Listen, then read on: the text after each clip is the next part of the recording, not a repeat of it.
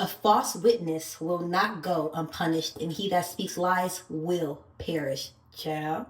Let's talk about it. It's so interesting that the things that the enemy convinces us is for our entertainment are the very things that are displeasing in the sight of God. And when I'm speaking about this, what I'm referring to directly is gossip, rumors, and the way in which we use social media to bear false witness in ways that God has absolutely commanded us not to. There is a reason why God commands us not to bear false witness. The act of someone bearing false witness comes from a heart that is wicked. It often comes from someone's desire to see someone else in a down situation. It is never coming from love. It is never coming from God. So you have to ask yourself, if it's not God who's leading you to bear false witness, then who is?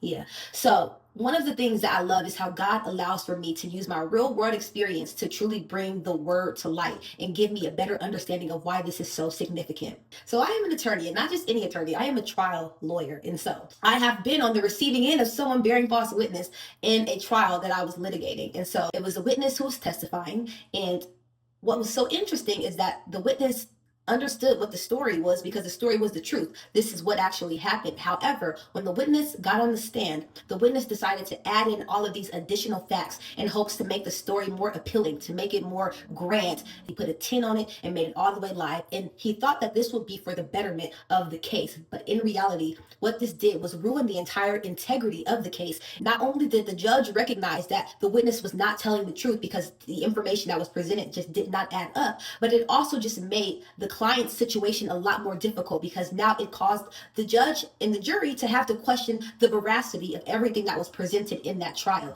And so what God really brought to mind with that is that sometimes we might think that what we're doing is innocent. Sometimes we might even think that what we're doing is for the good, when in reality, there is a very good reason why God commands us not to bear false witness, not to give false testimony. This not only applies to standing in front of the court of law and testifying, this applies to our everyday lives. When we're on social media and we see a blog concoct a story about someone, and we're now in the comment section eating it up and indulging in this non-truth and making it as though it is a reality, that is us bearing false witness. That is us doing the very thing that God has called us not to do. It's not enough for us to sit there and say, well, we didn't know it wasn't true. The reality is, did you ask God if it was true?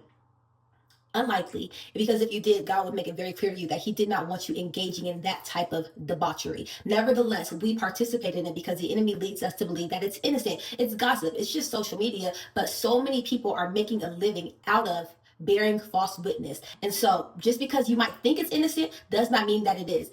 Ignorance of the law is not an excuse. Ignorance of God's laws is not an excuse. And God did not call his children to be bearing false witness and acting as though it's a fun thing to do.